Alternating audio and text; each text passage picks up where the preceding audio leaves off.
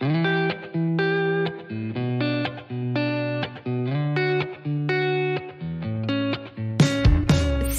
je suis Sandra et je te souhaite la bienvenue sur le podcast qui va te donner envie de réaliser tes projets et même tes rêves les plus fous.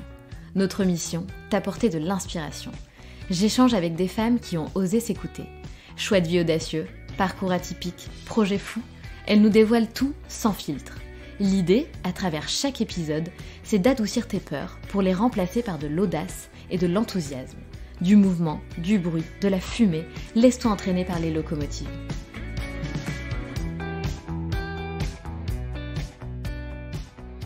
Alicia est infirmière, mais vous la connaissez surtout pour sa participation à l'émission Mariée au premier regard de cette année 2022. Elle a particulièrement marqué cette saison avec son histoire de vie plus que touchante.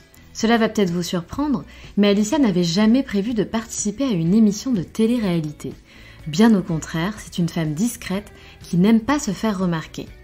Elle n'a en fait même pas candidaté. Elle a été repérée par une chasseuse de tête grâce à son compte TikTok. Sa première réaction a été de se demander si ce n'était pas une mauvaise blague. Mais pas du tout, c'était bel et bien une proposition réelle. Alicia était en fait un type de profil recherché pour cette saison. Elle se laisse le temps de réfléchir, puis elle accepte. Pourtant, elle a failli se désister juste avant le début de tournage, la peur de passer à la télé avait pris le dessus. Ce qui a finalement vraiment motivé Alicia à continuer, c'est qu'on lui promette qu'ils avaient trouvé une perle pour elle. Et il n'avait pas tort. Lors de cet échange avec Alicia, j'ai fait le choix de ne pas revenir sur la terrible épreuve qu'elle et sa famille ont dû affronter. Cependant, j'ai questionné Alicia sur sa philosophie de vie, sa manière de voir la vie, et elle s'est livrée en toute transparence. À 22 ans, suite à son accident, Alicia aurait dû avoir les jambes paralysées et bien d'autres désagréments. Grâce à sa force de caractère, sa motivation hors du commun pour retrouver une vie normale, Alicia a déclenché des miracles. Elle nous parle de sa reconstruction et de son changement de vie actuel suite à son passage dans l'émission Mariée au premier regard. Changement de vie auquel elle n'était pas forcément préparée. Un tsunami de personnes qui s'abonnent à son compte Instagram, un tsunami de demandes provenant de marques pour des collaborations. Devenir une personnalité publique représente un changement de vie immédiat. Et en parlant de changement, Alicia nous expliquera qu'elle vient d'ailleurs de tout quitter pour s'installer avec son cher et tendre Bruno. Salut Alicia. Et coucou. Comment vas-tu ? Ça va bien et toi ? Je te remercie, ça va très très bien. Merci infiniment Alicia d'avoir accepté mon invitation, c'est hyper cool. On sait que tu es hyper busy et que tu es hyper sollicitée, donc merci beaucoup d'avoir considéré mon invitation. Alicia, pour celles qui ne te connaissent pas, est-ce que tu peux te présenter s'il te plaît en quelques mots ? Alors je m'appelle Alicia, j'ai 29 ans, dans la vie je suis infirmière. Et on me connaît grâce à une télé-réalité qui s'appelle Mariée au premier regard. Ça a été diffusé cette année en 2022. Et pour moi, de mon côté, ça a marché. Je me suis mariée avec un certain Bruno. Exactement. Et on va bien évidemment en parler. On va revenir quelques années en arrière dans ta vie pour comprendre un peu qui était Alicia avant l'émission de télé-réalité. Parce que moi, ce que j'aimerais savoir, c'est est-ce que tu avais déjà pensé à faire ce genre d'émission ou pas du tout ? Alors, pas du tout. Moi, je me suis jamais vue faire de la télé-réalité. Je me suis même jamais posé cette question. J'ai toujours été quelqu'un de discrète dans la vie. J'aime pas du tout qu'on ait le regard rivé sur moi depuis toujours. Cette émission, quand elle s'est présentée à moi, ça a été vraiment un travail à faire sur moi-même, de me dire, ok, il y a beaucoup de Français qui vont te regarder à la télé quand même. C'est ça. Beaucoup de remises en question, est-ce que je le fais, est-ce que je le fais pas, parce que je me suis pas inscrite à la base. Ah, alors justement, raconte-nous comment ça s'est passé, parce que du coup, moi, c'est ce que je voulais comprendre. Tu sais, on a souvent, ce qui m'énerve d'ailleurs, des a priori sur les gens qui participent à des émissions de télé-réalité. Moi, j'en ai aucune, parce que de base, je ne juge pas les gens comme ça, et je trouve ça nul d'ailleurs de faire ça. Donc, qu'est-ce qui s'est passé ? Qu'est-ce qui t'a motivé ? Donc, évidemment, tu voulais trouver l'amour, mais du coup, comment tu as sauté le pas ? Et si tu ne t'es pas inscrite, comment ça s'est passé ? Alors, bien évidemment, ils priorisent les inscriptions. Et après, une fois qu'ils choisissent certains candidats, il leur manque des profils, c'est-à-dire quelqu'un de plus jeune ou plus nature ou quelqu'un qui n'a pas d'enfant. Et donc, par rapport au profil manquant, il va y avoir des chasseurs de tête. Et donc, moi, j'ai été repérée sur mon TikTok qui était mon seul réseau social public. Sauf que sur TikTok, quand on ne te connaît pas, on ne peut pas venir te parler en privé. Donc, cette chasseuse de tête a trouvé mon Instagram qui était privé. Je l'ai acceptée parce qu'elle avait une tête normale, elle avait un chat de la même race que le mien, donc j'ai accepté. Je me suis dit peut-être que je la connais. Elle est restée silencieuse pendant une semaine. Je pense qu'elle a dû analyser un peu ma vie sur Instagram, mes stories, tout ça. Et elle est venue me parler. Attends, et ça, t'as le droit de le dire du coup ? Bien sûr. C'est dingue. Bien sûr. Et du coup, elle est venue me parler. Elle m'a proposé l'émission et je me suis dit, mais qu'est-ce que c'est que ça ? Franchement, je me suis dit, c'est une blague, c'est pas possible. Et en fait, elle m'a proposé de m'appeler. Ça tombait bien parce que c'était vraiment un jour où j'avais du temps à perdre, sinon c'était pas possible. Donc j'ai accepté l'appel et on a parlé pendant 1 heure. Oh, incroyable. Et elle t'avait dit pourquoi elle te contactait à la base ? Oui, j'étais un type de profil qui recherchait actuellement pour cette saison. Incroyable. Voilà. Donc du coup, quand elle m'a parlé pendant 1 heure, elle m'a vraiment rassurée. J'ai vu que c'était sérieux, j'ai vu qu'il n'y avait pas à avoir peur parce qu'elle m'a direct dit... quand on se marie avec Marié au premier regard, voilà, vous payez rien, et puis le divorce, c'est gratuit pendant 1 an, donc voilà, elle a vraiment utilisé les bons mots. Je lui ai pas dit oui tout de suite, j'ai voulu réfléchir, donc j'ai pris 2 semaines pour réfléchir, en parler à quelques amis, mais pas trop non plus, parce que j'avais pas trop le droit d'en parler, parce qu'elle m'avait dit que si je me mettais dans l'aventure, il fallait pas trop que j'en parle. Donc j'ai eu des avis un peu partagés de mes copines, d'autres qui me disaient ouais vas-y fonce Alicia, c'est peut-être un moyen pour toi de trouver l'amour autrement, et des copines qui me disaient ouais mais tu vas passer à la télé, on sait que t'aimes pas ça quoi. Donc en fait ma recherche de l'amour a primé sur tout ça. C'est fou. Alors tu vois là c'est une vraie révélation parce que moi je m'en serais jamais douté. Je sais pas si les gens sont au courant que tu vois qu'il y a des chasseurs de tête pour les émissions, donc c'est marrant de savoir ça parce qu'on s'imagine que c'était toi qui avais postulé vraiment dans une démarche de rechercher l'amour ou pour participer à cette émission. Là pour moi c'est une vraie révélation, je m'en serais jamais douté, tu vois. Ouais, quand ils ont pas quand ils ont différents profils et qu'il manque un profil pour la saison, ils sont obligés de chercher quelque chose de différent. Ils veulent pas avoir une personne ressemblante dans les candidats. Donc il leur faut, là il leur manquait peut-être une fille plus jeune, nature, peut-être sans enfant, voilà, qui a une philosophie de vie un peu incroyable du coup pour mon cas. Oui, tout à fait. Oui, c'est vrai que de par ton histoire, etc., peut-être que ça les a intrigués, je sais pas. Mais du coup, c'est fou. Parce que c'est quand même dingue, c'est une des questions que je me posais. Toi, à la base, t'étais dans ta petite vie tranquillou, infirmière, tu kiffais ta vie avec tes amis, ta famille, et tout d'un coup, en fait, tu participes à l'émission, et il faut quand même être prête à être connue du grand public. Le regard des autres, le jugement, ça te faisait pas flipper ?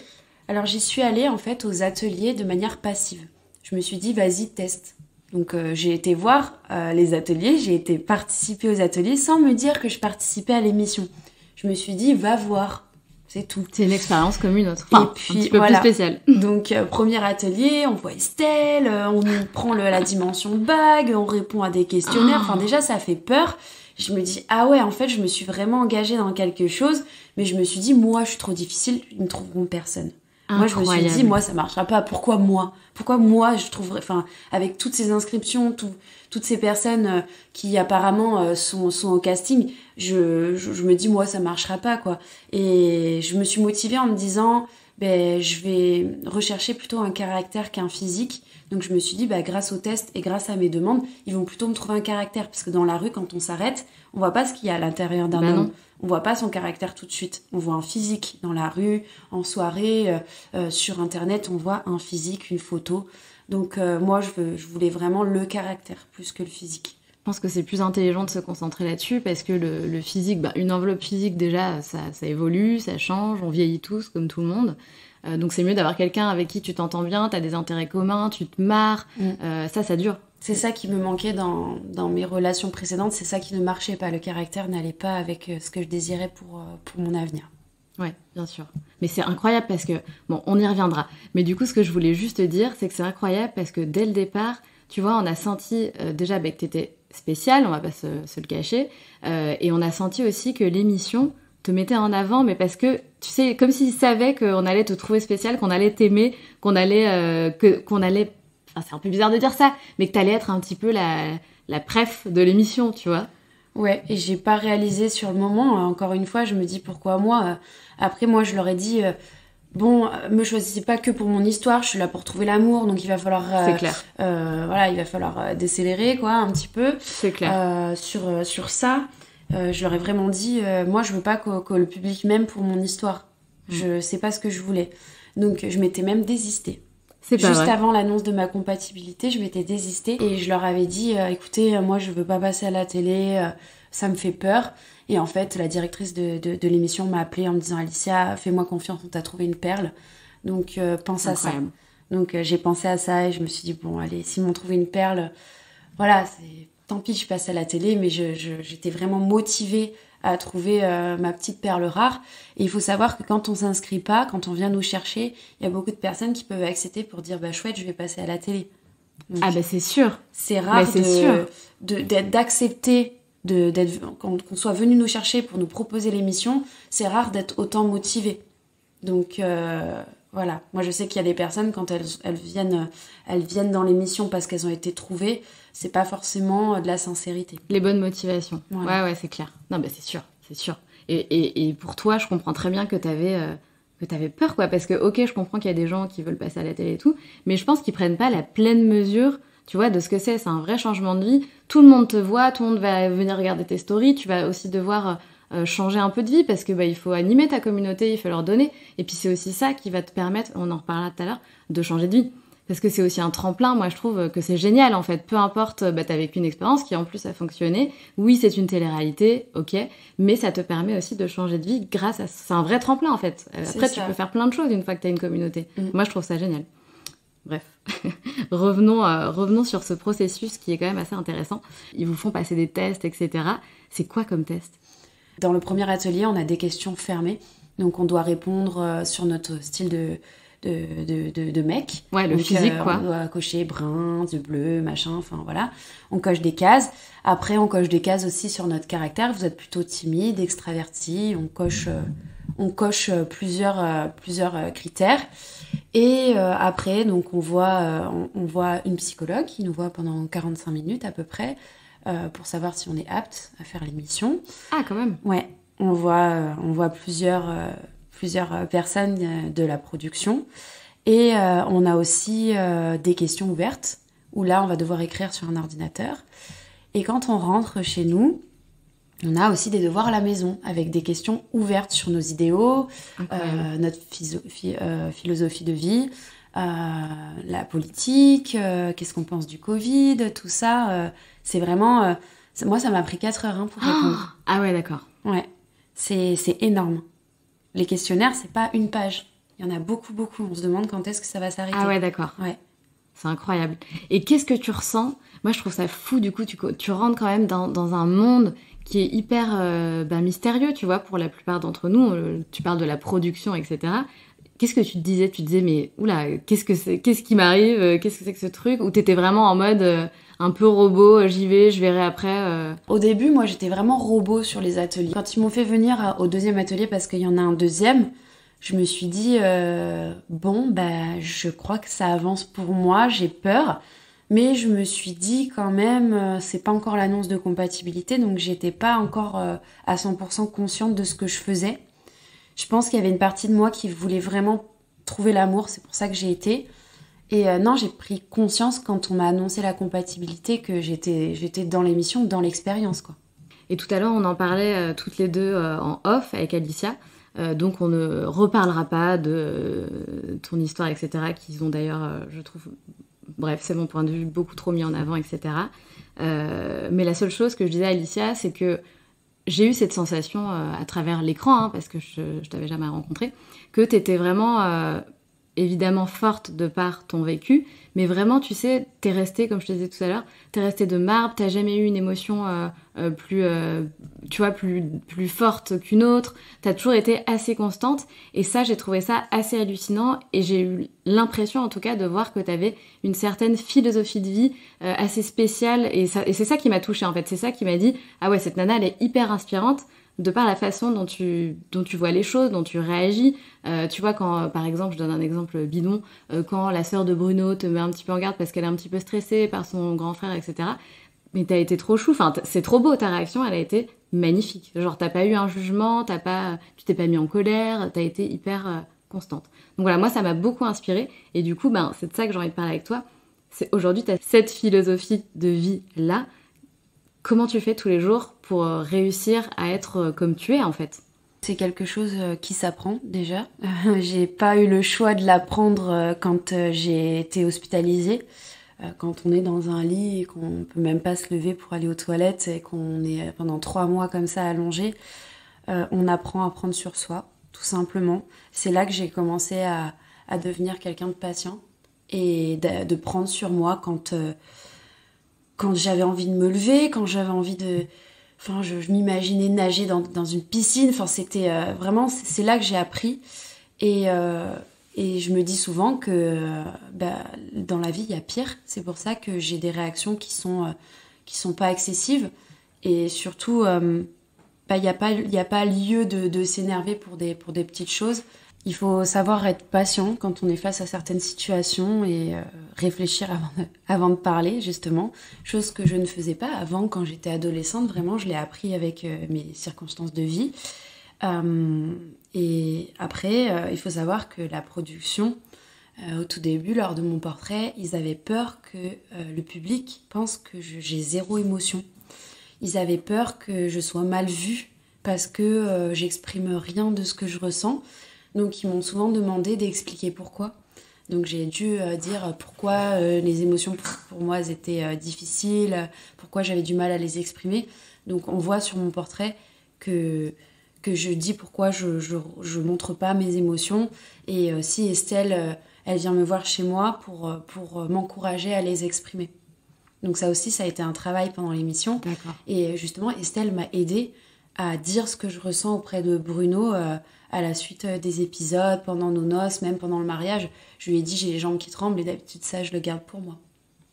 C'est beau, d'un côté, tu vois, je trouve que ils vous font faire un super travail sur vous, que t'aurais pas forcément fait, toi peut-être, de par ton expérience de vie et tout, mais les personnes ne sont pas forcément amenées à travailler sur eux s'ils ne font pas cette émission. Donc je trouve que cet accompagnement est plutôt intelligemment construit, et puis ça peut que mener à être encore une plus belle version de soi-même finalement.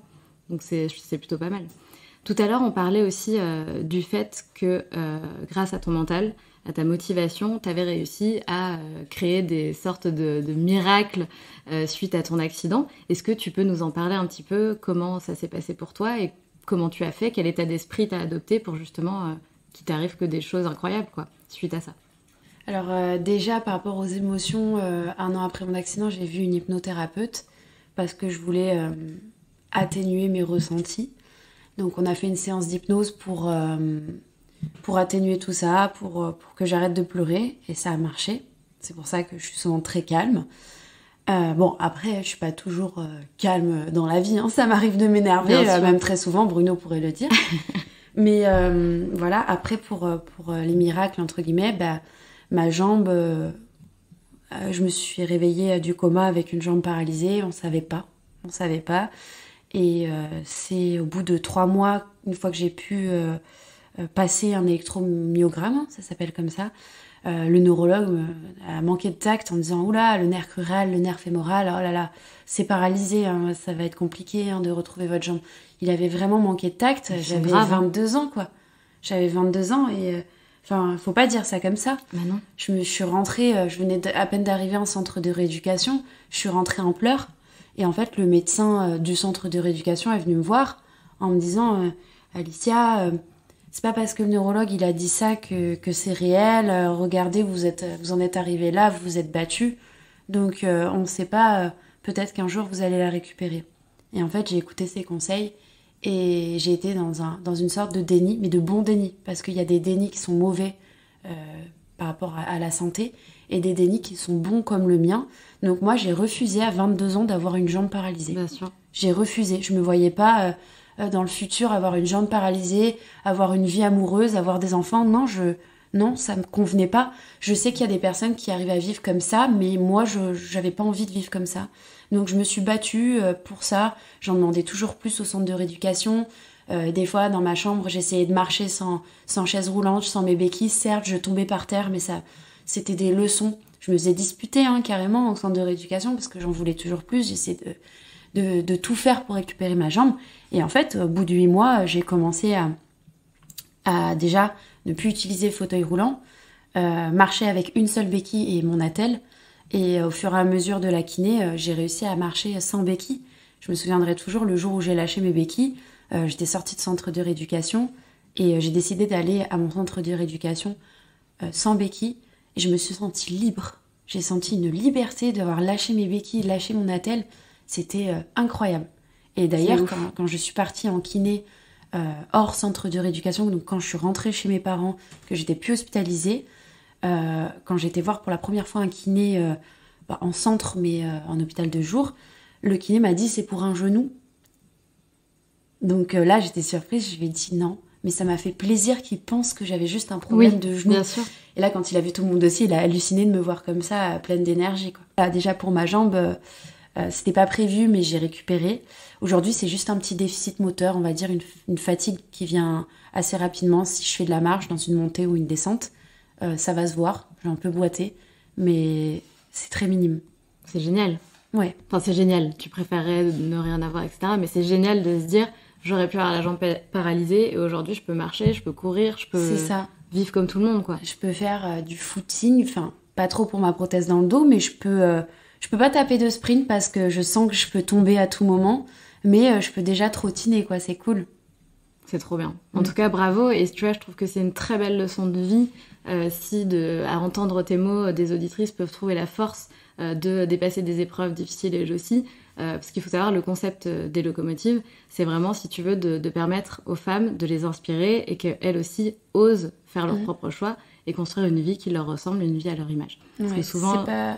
C'est pas parce qu'on vous condamne que vous êtes condamné. Il faut y croire, faut toujours y croire. Et moi, on m'a condamnée pour ma jambe, on m'a condamnée même par rapport à mes problèmes digestifs. Et aujourd'hui, je suis, entre guillemets, normale. Donc, parce que je l'ai voulu. C'est pas les médecins qui ont dit que ça allait mieux. C'est moi qui l'ai voulu. Ouais, exactement. Et c'est là où on se rend compte de la force du psychologique qu'on prend pas toujours en considération. Parce qu'il y a la médecine, mais il y a aussi le pouvoir psychologique, le pouvoir de l'état d'esprit. Et là, dans ton cas, clairement, c'est une preuve, en fait, qu'avec un état d'esprit, on peut transformer... Exactement. Il faut toujours garder espoir. Quand on nous annonce des choses, si vous avez des soucis de santé et qu'on vous dit « ça sera comme ça », si vous n'êtes pas d'accord et que vous faites tout pour avoir ce que vous voulez, vous pouvez l'avoir. C'est pas facile, mais il faut vraiment s'armer de patience et avoir un mental d'acier. Alors moi, je l'avais pas avant, ça se crée un mental. Ça se crée, on s'endurcit comme ça, et le psychologique, oui, il joue beaucoup, beaucoup sur le reste. Tu as eu, toi d'ailleurs, des coachs ou un suivi psychologique ? Alors j'en ai eu quand j'étais à l'hôpital, mais j'en voulais pas vraiment. J'avais pas envie, j'étais pas prête, j'étais fatiguée, j'étais perfusée, enfin, c'était pas le moment. En rééducation, pareil, la psychologue, je voulais pas la voir, j'allais pas au rendez-vous. Mais après, une fois que je suis sortie, j'ai vu une hypnothérapeute, une psychothérapeute, j'ai vu... aujourd'hui, je vois une sophrologue, enfin, toute la médecine naturelle qui n'est pas vraiment médicale, ça aide. Oui, énormément. Après, j'avais plus de facilité à parler à des psychiatres qu'à des psychologues. Ah ouais ? Je sais pas pourquoi, mais c'était plus facile de parler à des psychiatres qu'à des psychologues pendant mes hospitalisations. En tout cas, c'est bien de tester différentes méthodes, de tester différents praticiens et de trouver ce qui fonctionne pour nous, puisque ce qui fonctionne pour quelqu'un ne fonctionne pas forcément pour quelqu'un d'autre. Exactement. Peut-être que des personnes préfèrent les psychologues aux psychiatres. Moi, j'ai trouvé que c'était l'inverse pour moi. Peut-être qu'il y a des personnes qui n'aiment pas la psychothérapie. Moi, j'ai apprécié. Je l'ai fait juste 1 an. Après, là, aujourd'hui, je le fais pas parce que j'en ressens pas le besoin. Mais il faut savoir tester. Exactement. Donc, on t'annonce que tu as une compatibilité avec un homme. Qu'est-ce que tu te dis ? Est-ce que là, on te dit, en gros, pour toi, c'est OK, quoi, si t'as ta place dans l'émission, si tu acceptes, c'est comme ça que ça se passe ? C'est ça, donc une fois qu'on m'annonce la compatibilité, là je me dis punaise, du coup ça m'arrive à moi, mais qu'est-ce que je vais dire à mes parents? Ouais, c'est ça. Du coup, moi, j'en ai pas parlé, quoi. J'ai respecté le fait qu'on me dise, faut en parler à personne. Ah oui, moi, je joue le jeu jusqu'au bout. Et je me suis dit, en fait, mes parents, ça va être déterminant. J'ai eu de la chance. Mon annonce s'est très bien passée. Et une fois que mes parents ont accepté, qu'ils m'ont soutenue, je me suis sentie, entre guillemets, à moitié libérée. Parce que je me suis dit, j'ai le soutien de mes parents, de ma famille. Donc, ça m'a relâchée direct. Mais voilà, c'était qui tout double. Je pouvais pas savoir ce que ma famille pouvait penser. Hein. Je n'avais pas calculé ça, mais j'ai eu de la chance. C'est fou. Et donc là, tu t'es dit, allez, Alicia, vas-y, fais-le, et puis on verra. Voilà, ouais, je me suis lancée. Je sais pas, j'ai l'impression que j'ai pas réfléchi. Ouais. J'ai foncé comme. Je me dis, ouais, enfin. En plus, Mariée au premier regard, quand on regarde les saisons précédentes, c'est pas tous les couples qui marchent. Ah non. C'est vraiment très minime la réussite d'un mariage dans cette émission. Et j'en étais consciente. Je me suis dit, ça peut ne pas marcher, mais j'ai pas eu peur en fait. J'ai été et je me suis dit, je vais tester. Et j'ai l'impression que j'ai été vraiment de manière naïve en fait, parce que je me suis pas rendu compte, je me marie quoi. Et après il y a un divorce, après je suis considérée comme femme divorcée sur les papiers. Et puis j'entraîne ma famille là-dedans. Et ça, j'ai l'impression que j'ai pas réfléchi. J'étais omnibulée par le fait que je voulais trouver l'amour. Et donc, je pense que tous les participants sont omnibulés par ça. Et ouais, on réfléchit pas aux conséquences. On veut trouver l'amour. Donc, tant pis, on se rendra compte quand ça marchera pas. On se rendra compte après que ouais, on s'est embarqué dans un truc assez fou. Mais ouais, on veut. Je pense que notre objectif en tête, c'est de trouver l'amour. Et de toute façon, même si tu te prépares, je pense que t'es jamais vraiment préparé. C'est une expérience qui change une vie, parce que comme on le disait tout à l'heure, après t'es connu du grand public. Est-ce que d'ailleurs ils vous préparent à ça? C'est-à-dire, est-ce qu'ils vous disent, les gars, par contre, quand vous allez sortir de cette émission, une fois qu'elle va être diffusée, les gens vous vont connaître? Est-ce qu'ils vous préparent un petit peu psychologiquement? Ils nous préparent, ouais. Ils nous disent, oh là là, mais attention, il va y avoir de l'impact, va y avoir... Là, ton Instagram, il va exploser, celui de ta maman aussi, puisque tu la mets en valeur par rapport à sa broderie. Ouais, vous allez avoir une autre vie, quoi. Ils nous le disent. Donc, on se dit, ah ouais, mais moi, je pensais pas à ce point. C'est un truc de fou. Moi, je trouve ça incroyable, tu sais, qu'est-ce qui se passe. C'est pas comme gagner au loto, mais c'est un peu le même délire de se dire, du jour au lendemain, en un claquement de doigts, c'est énorme ce qui se passe. C'est ça, en fait...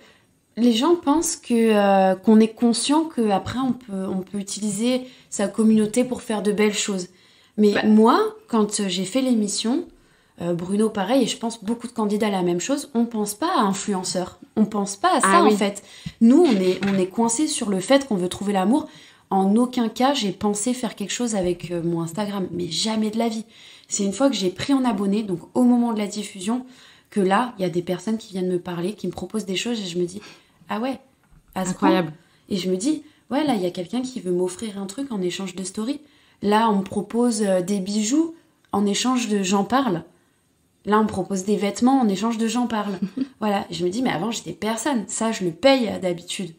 Mais après, il faut savoir que quand on accepte, ça prend vraiment du temps personnel, en même temps que notre travail et notre vie.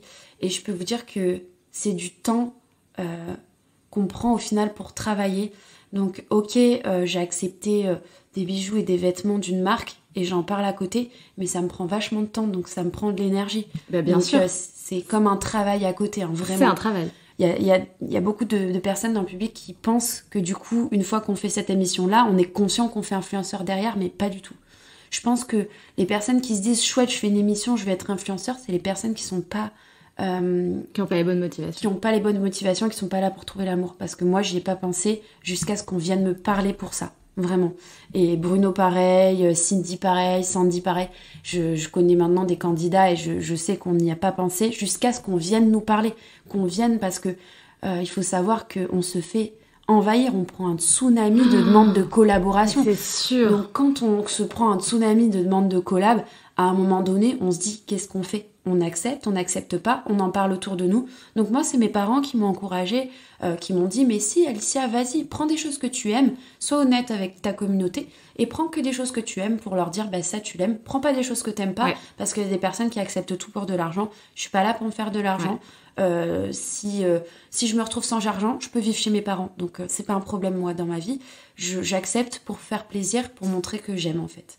Oui, et puis toi-même, tu as le droit aussi de prendre plaisir, parce que c'est du plaisir aussi de présenter un bon produit. Il faut, je pense, faire attention au produit, d'où vient la marque, etc. C'est ça. Ça, c'est important aussi, le côté éthique. Enfin, en tout cas, ça me semble important. C'est important pour moi aussi. Et il y a des personnes qui sont abonnées à moi qui me disent, c'est très minime, mais qui me disent qu'ils sont déçus, qu'ils vont arrêter de me suivre. Mais je pense que si c'était eux qui étaient passés à la télé et qu'ils avaient un tsunami de demandes de collaboration, peut-être qu'au début, ils se diraient « Non, je vais pas le faire ». Mais à la fin, je suis sûre que comme tout le monde, ils accepteraient au moins 2-3 collabs. Mais c'est sûr et certain. Mais bien évidemment. Qui aujourd'hui n'a pas envie de changer de vie? Déjà, toi, tu fais un métier qui est hyper difficile, qui est hyper prenant. Même si tu aimes ton métier, si tu peux trouver un moyen de changer de vie et de vivre de manière indépendante, parce que finalement, c'est toi qui fais tes créations, quand tu fais tes stories, ça, c'est créé, en fait, tu crées du contenu. Ça. Et ensuite, tu peux devenir indépendante financièrement. Ce qui est génial. Aujourd'hui, tu fais peut-être des collabs. Demain, tu vas peut-être lancer une boîte, une marque, on n'en sait rien. Tu vas t'éclater, tu vas créer des choses qui émanent de toi-même. Et c'est ça qui est génial, on s'en fout. Ça permet de faire des projets pour la suite, de pouvoir justement ouvrir sa société, son entreprise. Donc ici, on est quand même à côté de Grasse, donc à la capitale du parfum. Ça donne des idées. Idées. Moi, j'adore les bonnes odeurs et tout. Donc ça donne des idées pour se créer, pour s'enrichir aussi. Donc voilà, il faut peut-être passer par là pour pouvoir après être autonome sur ce qu'on veut faire. Tout à fait. Et tant que tu prônes pas quelque chose de mal, enfin, t'es quelqu'un de bienveillante, tu prônes l'amour, tu prônes des belles choses, tu es joyeuse, etc. Je pense que ces personnes comprennent pas que, par exemple, moi, avec mon salaire d'infirmière, on me propose peut-être 2-3 collabs par mois. J'ai déjà plus avec les collabs que mon salaire. C'est génial. Donc je pense que ces personnes-là qui sont pas d'accord, si on leur proposait et que c'était au-dessus de leur salaire actuel, je pense qu'ils diraient oui. Bien sûr, oui. Mais donc, évidemment, et puis on peut faire les deux. On peut réduire son temps de travail, par exemple infirmière pour moi, faire un petit peu à côté. Les deux sont possibles. Bien sûr. Et puis le jour où tu as envie de te lancer à 100%, mais c'est ton choix en fait, tu fais ce que tu veux. Je pense qu'il y a aussi une petite part malheureusement, de jalousie mal placée, tu vois. Peut-être. Ou des gens qui justement ne sont pas assez ouverts d'esprit et se disent ouais, fais comme tout le monde et tout, moi jamais je ferais ça. Mais s'ils se mettaient à la place, je pense que tout le monde accepterait. Si vous avez votre marque préférée qui vienne vous demander une collaboration, je pense pas que vous la refuseriez. Donc voilà. C'est clair. Non mais voilà, comme tu dis, il faut garder l'esprit ouvert. Et moi, je t'encourage à continuer et je te souhaite plein de succès. C'est gentil. C'est largement mérité. Quand tu t'es retrouvée dans ta robe de mariée, à entrer donc à Gibraltar, j'ai pas compris. Alors ça, personne n'a compris pourquoi c'était à Gibraltar. Peut-être que tu pourras nous l'expliquer aussi. Ah bah je peux l'expliquer, oui, parce que de 1, ça faisait 5 saisons qu'ils étaient à Grance.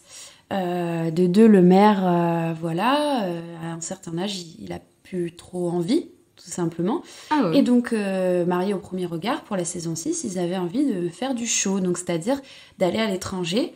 Mais moi, j'ai trouvé ça génial. Bruno aussi, plusieurs candidats aussi, d'autres non. Mais moi, déjà, j'ai toujours rêvé de me marier au milieu de la nature. Donc, c'était plus apaisant de se marier dans un jardin botanique que dans une mairie. Pour moi, c'est trop standard. Et c'est pas autorisé dans tous les pays. C'est ça. Donc, ils ont trouvé Gibraltar parce que c'était déjà autorisé de se marier, peu importe où on veut. Si on voulait que ce soit dans un restaurant, en fait, ils viennent marier dans le restaurant, c'est autorisé et c'est surtout reconnu dans le monde. Donc, on se marie à Gibraltar. On est marié vu que Gibraltar, c'est anglais, on est marié en Angleterre, entre guillemets, mais c'est aussi valable donc, pour notre pays, en France. Donc, ils ont voulu faire quelque chose de différent. Les avis sont partagés. Moi, je suis ravie de m'être mariée à Gibraltar. Trop bien. C'est bien, tu vois, tu vois le positif partout. Et ça, c'est très bien. Qu'est-ce que t'as ressenti la première fois que t'as vu Bruno? Parce que bien évidemment qu'on veut savoir qu'est-ce qui se passe dans ton cerveau à ce moment-là, quoi. Déjà, je me suis jamais sentie aussi belle de toute ma vie. Ah ouais, le make-up, la robe bien blanche. Ouais. Première fois que j'ai une robe aussi belle, quoi. C'est quelque chose. Ça nous met un petit peu en confiance. Et en même temps, voilà, il y a sa famille, ma famille, il y a les caméras. Donc, fou, clairement, moi, heureusement que c'était justement un jardin botanique parce que ça m'a permis de regarder autour de moi et de trouver que c'était beau là où j'étais. Parce que je pense, c'est même une certitude, en mairie, je serais tombée dans les pommes.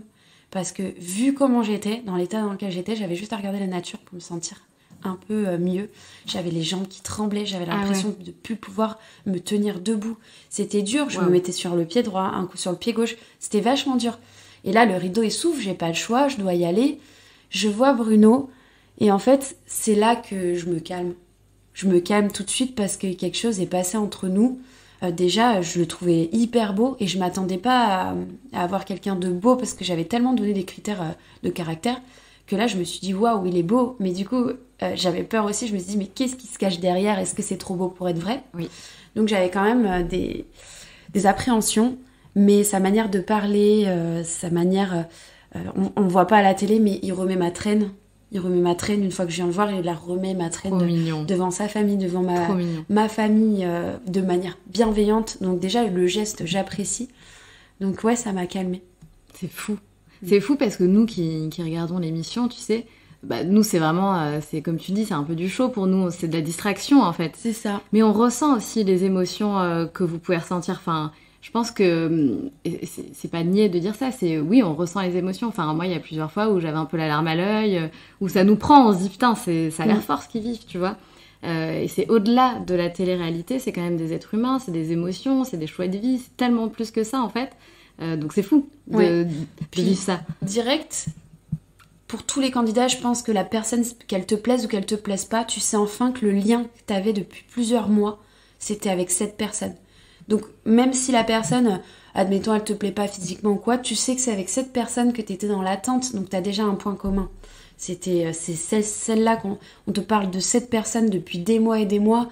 On te dit voilà que cette personne elle pense à toi tu penses à cette personne. Donc direct on s'est regardé, on s'est dit enfin je te rencontre quoi. Tous les deux on a pensé la même chose dans notre tête. On s'est sentis liés parce que c'était nous. Ça faisait je sais pas peut-être 5 mois que on était censés se marier mais qu'on se connaissait pas, donc on se voit enfin. Donc c'est ça aussi, on se regarde et on se sent soulagé de se voir enfin. Et donc tu me disais tout à l'heure que tu as changé de vie maintenant, que tu as donc, tu vas nous raconter, mais du coup tu as déménagé, donc tu as changé de vie par amour. C'est très beau ce que tu as dit cette phrase tout à l'heure, donc en off quand on discutait toutes les deux, et c'est très beau d'en arriver là quoi. Avec Bruno on s'est laissé du temps, on a décidé de pas habiter ensemble tout de suite, donc on s'est laissé 8 mois. Pendant 8 mois, on a vécu séparés, donc moi à Aix-en-Provence, lui vers Cannes. Donc on faisait la route donc une fois dans la semaine, on se voyait une fois dans la semaine et on se voyait tous les week-ends. Sauf que ça a commencé à peser à partir de 6 mois de mariage, de relation. Donc on a commencé à se fixer une date, donc on s'est dit vers la fin de diffusion parce que là sinon c'est trop cramé. Sauf que en fait la diffusion n'était pas finie quand j'ai emménagé chez lui, mais en tout cas ça s'est prévu pour début juin 2022. Donc j'ai décidé de tout quitter pour vivre chez Bruno. Donc j'ai quitté mon travail, mes copines, ma famille pour vivre chez Bruno. Pas évident, mais ça fait du bien de pouvoir retrouver son mari tous les soirs après le travail, de pouvoir s'endormir auprès de son mari, c'est apaisant. Et voilà, ça prime surtout. C'est drôle de t'entendre dire son mari. C'est bizarre d'ailleurs de commencer une relation parce que t'es quand même jeune. Ça a été très bizarre. Ouais, bah ouais. Ça a été très bizarre de se dire son mari au début. Donc des fois on disait mon mari, ma femme, en se regardant en mode on veut rire quoi. Ouais. Mais maintenant on s'aime tellement fort que c'est normal. C'est mon mari et je suis sa femme. C'est complètement fou. Et même si quelqu'un nous dit ouais ton copain, moi c'est mon mari en fait, ça y est. Ok, je t'arrête, c'est mon mari. Ouais, non c'est pas mon copain, c'est mon mari. Eh ben oui. En plus c'est fort comme mon homme, voilà. Ton homme, mais c'est pas mon copain. C'est ouf. Et je voulais te poser une question aussi, le fait d'avoir tout le temps les caméras sur vous pendant l'émission, etc. Comment vous le vivez ? Enfin, comment toi tu l'as vécu ? Alors, bon, nous, comme on avait ce coup de foudre, on était dans notre bulle. Mais c'est vrai que c'était fatigant, les caméras. Alors moi, avec mes problèmes de santé, des fois, je demandais à stopper, à reprendre, faire des pauses parce que quand on est filmé, il faut se tenir droit, voilà, il faut bien paraître, quoi, sur l'angle de la caméra. Et moi, des fois, quand j'ai mal au dos, ben, voilà, je m'arrondis, tout ça. Donc, ouais, j'avais souvent mal au cervical, j'avais souvent mal au dos. Et moi, je suis un peu plus fatiguée que les personnes de mon âge parce que mon corps me demande beaucoup d'énergie. Donc, j'étais rapidement fatiguée. Et des fois, ouais, on demandait des moments off. On était obligé de les demander parce que c'était dur. Ils vous disent carrément redresse-toi, Non, refais cette prise parce ils que nous t'étais... nous disent pas de se redresser, mais ils nous disent allez, là, on a la pêche. Voilà, parce que dès qu'on avait un petit moment de fatigue, ils nous disaient pas de redresse-toi, Alicia. Ils me disaient allez, on a la pêche, il reste tant de temps de tournage. Pas de manière à froisser, c'était vraiment allez, il nous faut de l'énergie là. Carrément. Mais c'est marrant parce que de vivre ça, je pense que c'est quand même cool. Je pense que c'est quand même génial. Oui, il y a les caméras, etc. Mais c'est une expérience un peu hors du commun. Donc une fois que ça s'arrête, est-ce que vous n'êtes pas en manque limite les gars, revenez les caméramans? Ah non, pas du tout. Non, c'est vrai. On n'est pas en manque. On est Soulagé. bien, ça fait du bien, on peut se reposer. Non, les caméras, c'est pesant C'est quand lourd, même. ouais. Après, il faut avoir une bonne équipe. Au noces, on a eu la chance d'avoir une superbe équipe avec qui on mangeait ensemble le soir. Trop bien. Ou quand, sur les moments off, on mangeait avec eux, on prenait l'apéro avec eux. On a eu de la chance parce que si on a une équipe de tournage où on n'est pas proche, je pense que le vécu n'est pas le même. Et nous, c'est carrément des amis aujourd'hui. Non, c'est Donc, génial. c'est cool. Après, on a eu des journées de tournage en France où c'était pas la même équipe et on le vit pas pareil. On en a marre. Mais c'est vrai que ça paraît effectivement lourd, etc. Mais l'expérience est tellement forte. T'as la production, t'as les coachs, les coachs, je sais pas si tu les appelles les coachs. Mais c'est vrai que ça fait partie de ta vie pendant quelques mois parce que ça a duré combien de mois au final le tournage et c'était quand d'ailleurs? Alors, moi, mon annonce de compatibilité s'est passée en mai 2021. Et wow. le Que sont-ils devenus s'est passé fin mars, début avril 2022. Donc presque un an de Donc tournage. c'est un an de ta vie, quoi. Voilà, c'est un an de ta vie avec des moments où t'as un mois tranquille. Par exemple, mois d'août, pas de caméra. Mois de septembre, oui, pas de caméra. Mais mois d'octobre, il y a le mariage. Après, il y a chez Bruno, chez moi. Mois d'octobre, c'est un peu filmé de temps en temps. Il y a le bilan.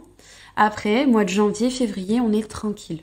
Mais après, ils viennent pour le Que sont-ils devenus en mars-avril, par là. Mars, Ouais, début c'est dingue. mars. Et vous avez l'air aussi très soudés, tous les participants de cette émission, enfin une partie des participants. C'est cool, du coup, vous avez des moments ensemble, en fait, Ouais. tous ensemble? On n'a pas pu être soudés avec tout le monde parce qu'il y en a qui sont très occupés dans leur vie personnelle, tout Bien sûr. simplement. Des personnes qui habitent assez loin.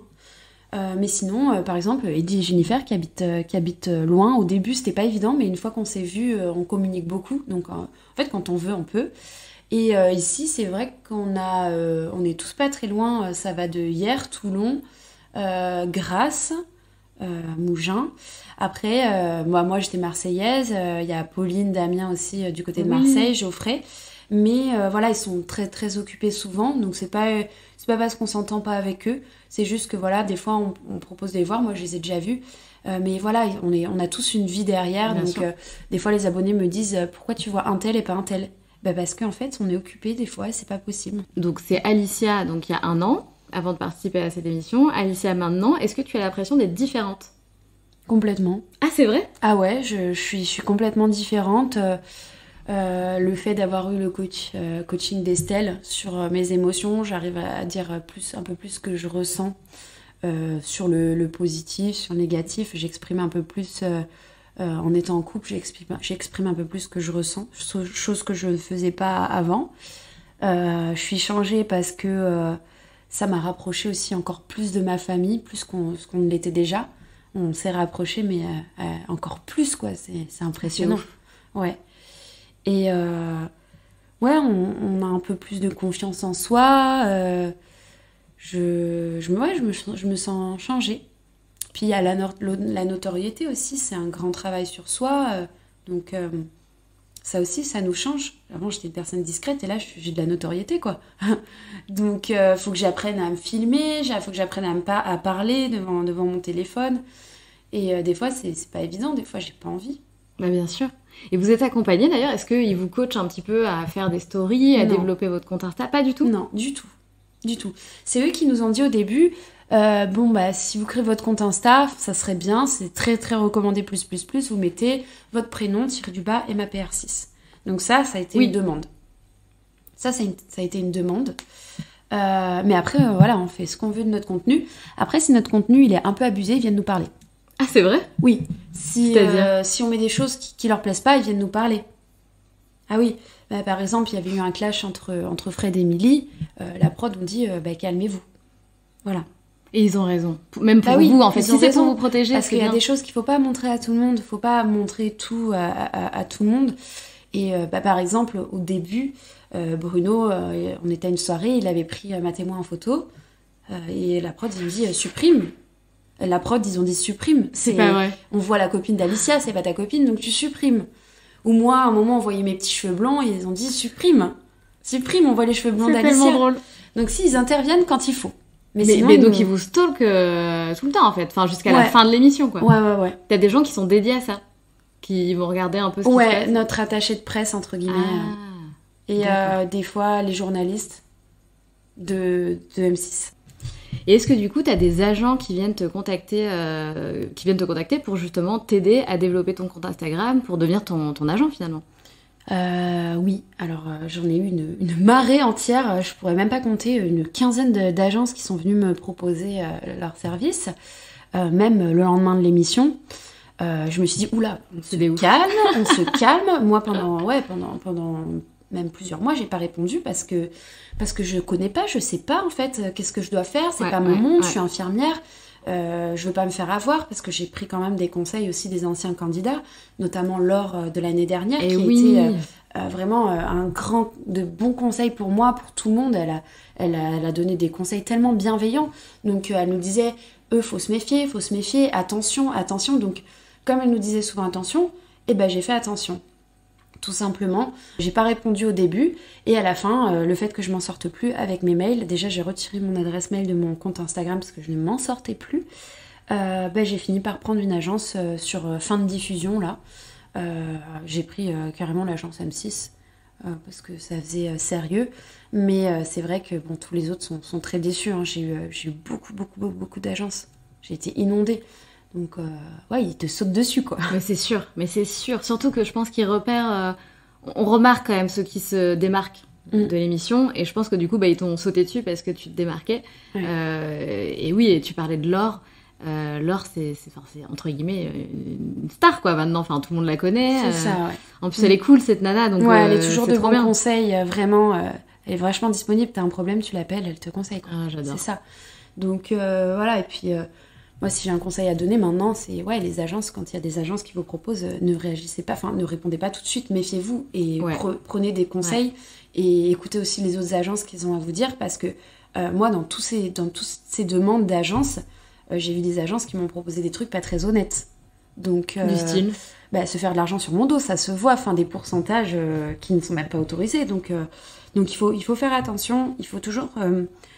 se renseigner, savoir ce qu'on vaut aussi et combien de pourcentage on vaut parce que de là à prendre un pourcentage plus que la norme, faut vraiment faire attention, faut vraiment prendre des conseils. Ouais, s'informer. C'est le conseil que je peux faire à des influenceurs, à des personnes qui démarrent sur Instagram parce que c'est pas que des personnes qui sont passées à la télé qui ont des agences.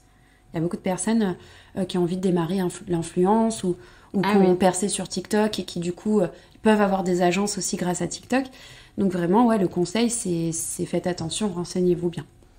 Oui, c'est clair. Et je pense aussi que la deuxième chose qu'on peut rajouter, c'est renseignez-vous et rencontrez-les, échangez avec eux et essayez de faire appel à votre intuition pour savoir si ce sont des bonnes personnes, des personnes bienveillantes avec qui tu peux t'entendre. Peut-être une conversation téléphonique avant de les rencontrer parce que quand on a le rendez-vous, on peut se faire vite avoir, genre ils ont déjà le stylo pour consigne, donc faut faire attention.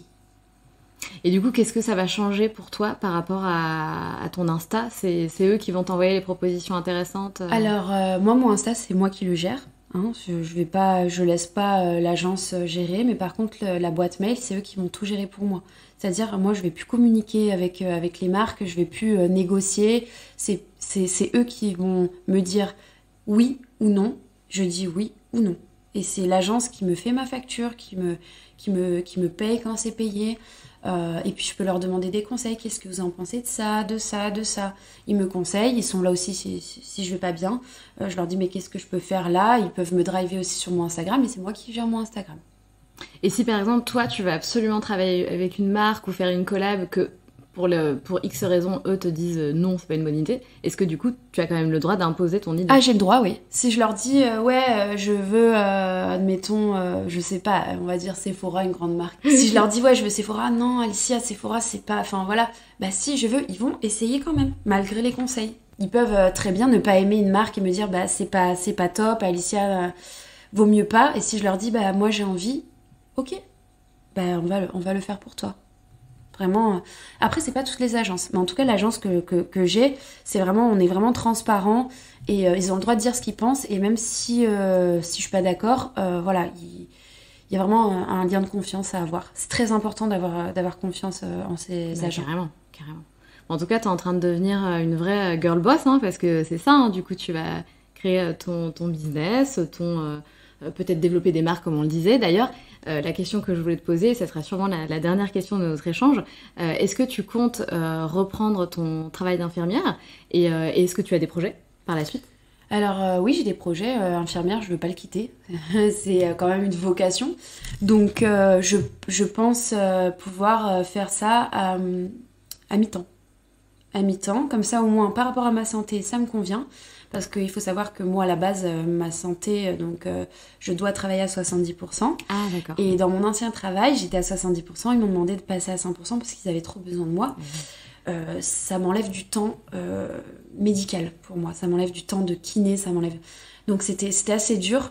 Donc, moi, si je repasse sur un 50 ou à 70%, je peux essayer de faire le métier, entre guillemets, d'influenceuse à côté.